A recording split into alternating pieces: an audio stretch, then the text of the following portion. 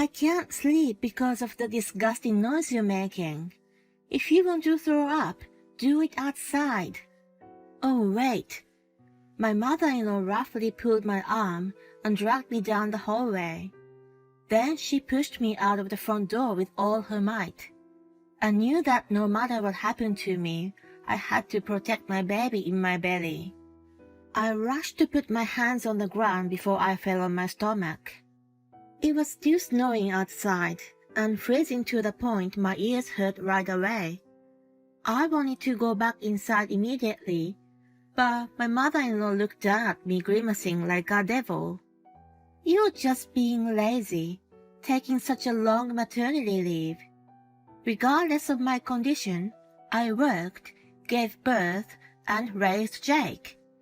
Your weakness has no excuse. I'm sorry, John. Please let me go back inside. Otherwise, my baby. Shut up.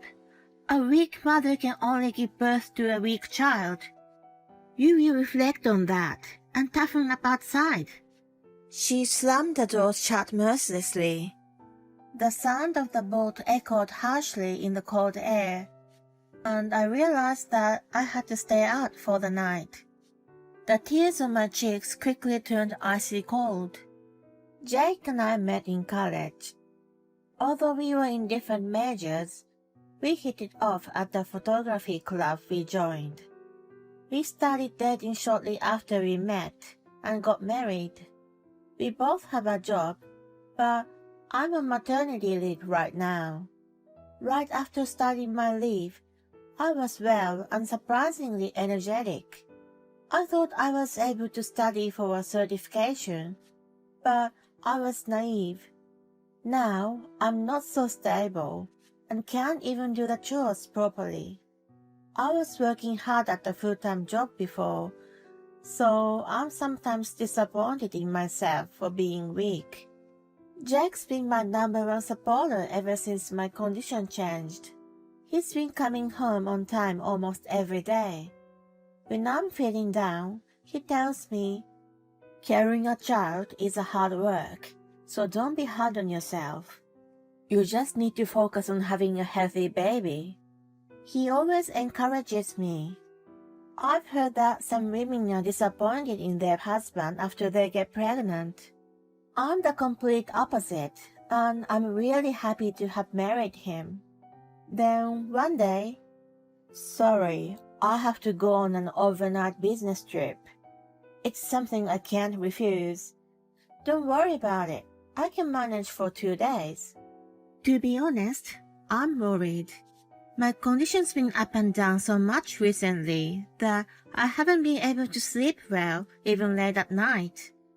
I've been able to manage my life somehow thanks to Jake's support. Even if I wanted to go back to my parents, I would have to fly to get there. It would be impractical to pay a lot of money for a flight for such a short stay. Jake seems to sense my uneasiness and gently puts my head into his chest. "So, I'm thinking, why don't you go and stay with my parents?" "Your parents?" "Their place isn't that far from here, and I'll feel safer if you're with them." I can't say yes to his suggestion right away because I'm not very fond of John, my mother-in-law. It was the first time I went to meet them upon our engagement. My first impression of my father-in-law was serious, and John was chatty. At one point, I went to the restroom. When I came out of the stall, she was just coming in. I smiled at her, and she rolled her eyes in return. As I was stunned, not knowing what had happened, she sighed in annoyance. "I don't get what's so good about a plain girl like you. He doesn't have an eye for women." I remember only a little of what happened after that. When I realized it, it was all over, and I was back home with Jake. I couldn't talk to him about it and have kept it inside of me. She must have said it because she thought that I was taking her only son away from her. After that, whenever we've been alone, she continues to make sarcastic remarks to me. No other harm has been done so far, and both my father-in-law and Jake are always amazing to me. I've been telling myself to just put up with it, but I'm worried what would happen if we stayed under the same roof. When I remain silent, Jake looks into my face. Don't worry about my parents. We are family now, and it's only for 2 days. I'll try to finish my work quickly and come back as soon as I can. I take a deep breath, knowing that refusal was not an option. Yeah, okay, I'll stay with them. I'll drive you there the day after tomorrow. He walks into the kitchen to wash the dishes. Although anxious, I think about my baby and tell myself it's better than being alone. The day of Jake's business trip has arrived, and he drives me to his parents in the morning. It's about an hour's drive from our house. They live close to the mountains, and there's still a lot of snow on the ground. I spot a few people shoveling snow here and there. Soon, a large house with a red roof came into view. My father-in-law David is waving at the porch. Next to him, John stands looking indifferent. Hi, Sheila. Long time no see. Yes, it's been a while. I'm sorry for barging in on you so suddenly. No problem at all. Where's your bag? Here, please look after her. Wait, come in and have a coffee with us. I have a train to catch. Honey, I'll call you later. Jack gives me a peck on my lips and gets in his car and drives away. It's the usual gesture, but the look I get from John is ice cold.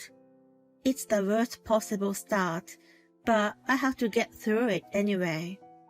With a sinking feeling, I follow David and enter the house. Immediately, a wave of nausea came over me. I feel so sick that my head starts spinning.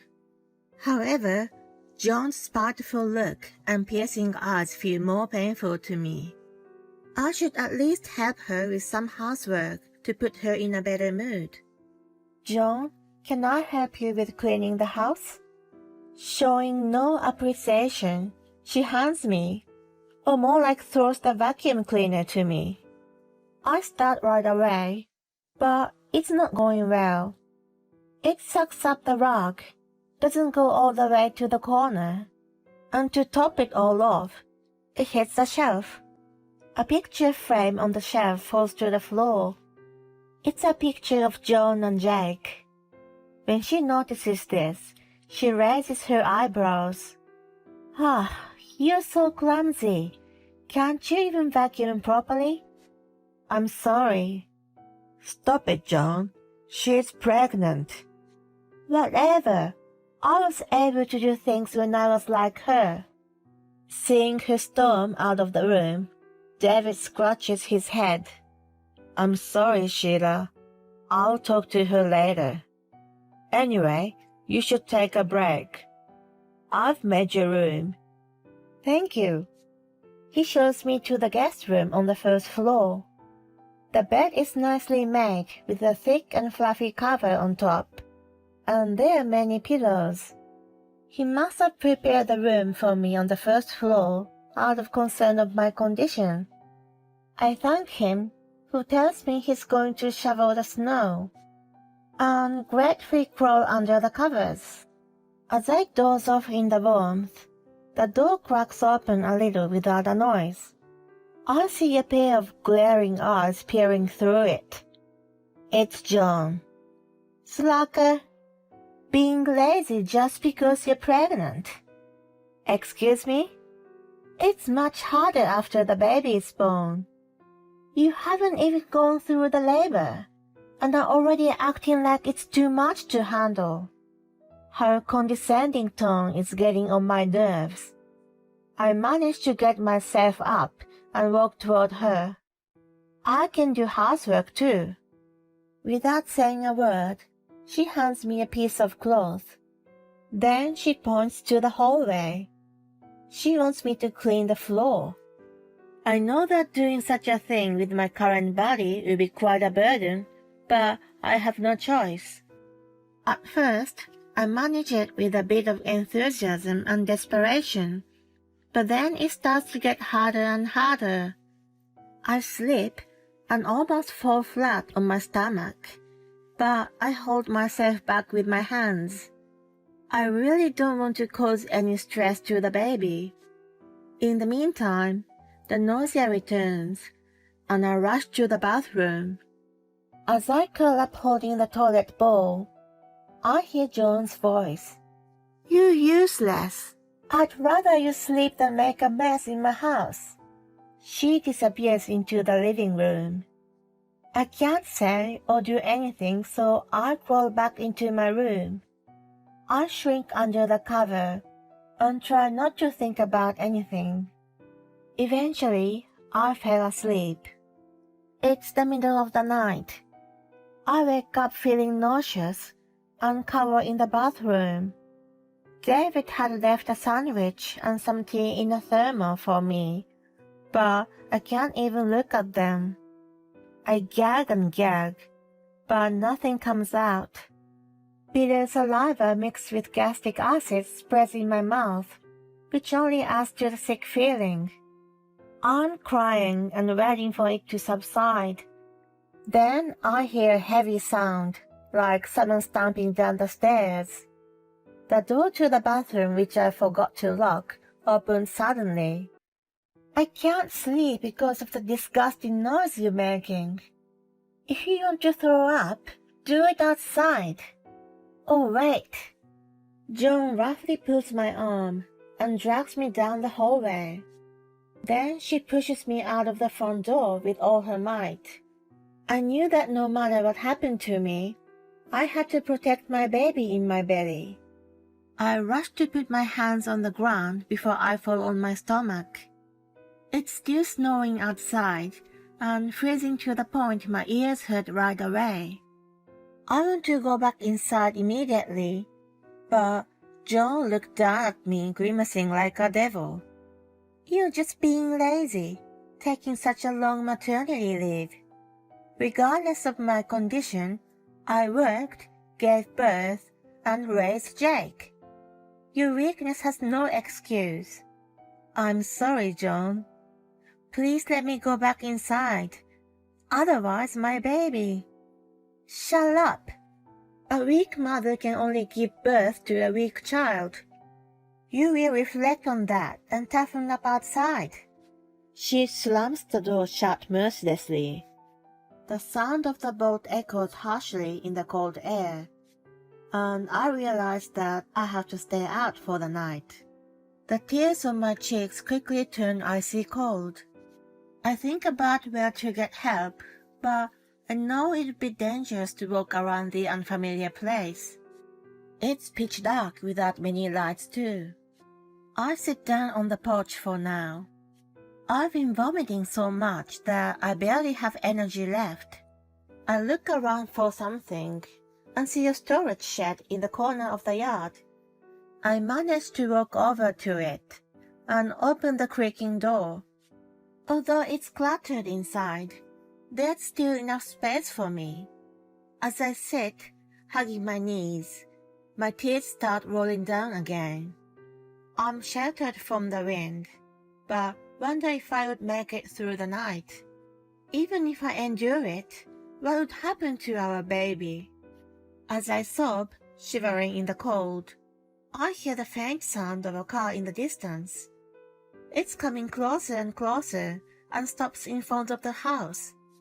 Thinking it might be Jake, I shout frantically, "Jake? Honey, help!" "Sheila?" Immediately the door opens, and I see the stunned Jake. He immediately takes off his jacket and puts it over me. "What are you doing here?" "Sheila? Jake!" I look up and see David running toward us in a panic. He's holding a flashlight in his hand. They take me inside the house and cover me with a thick blanket. David quickly prepares hot tea for me. My body is finally getting relaxed, But I can't stop thinking of John's face. Where's John? Don't worry about her. I'm sorry, It's okay. Jake hugs my shoulder tightly.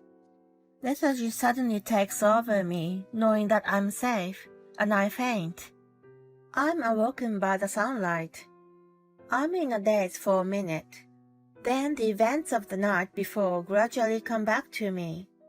Jake must have carried me after I passed out. I'm lying in bed. I open the guest room door with an uneasy feeling, wondering what happened after that. The first thing that jumps into my eyes is the sight of John sitting upright on the sofa. Good morning. Oh, did you sleep well? Yes, I did. Jake immediately comes next to me and gently hugs my shoulder. I sit down on the reclining chair as he urges me to do. John looks agitated. I scolded Mom. I'm sorry, honey. I want to apologize to you too. I'm really sorry. It's okay now. But what about your business trip? I explained the situation to my boss and asked him to make it a one-day trip. He had noticed my reluctance and had told David to call him immediately if anything happened. David had been somehow aware of John's attitude toward me and was watching us closely since I arrived. Seeing that John was trying to get me to do housework, he contacted Jake. When he received the call, he quickly made arrangements to leave on the same day. When David was awakened by a noise in the middle of the night, he came to check on me and found the guest room empty. He asked John, who was asleep, what had happened, and she casually told him that I had gone out for a walk. He went outside in a panic to look for me. I'm really sorry, honey. If I had been more careful. You're overreacting. You still talk like that? What is the problem? Stop it, Mom. If you don't show remorse, I'll go to the police. That's right. What you've done is a crime. I can't live with such a person anymore. Do you understand what I mean? As they scold her, John starts apologizing in tears. It must be painful to be blamed by her beloved husband and only son. I keep quiet as I rub my stomach.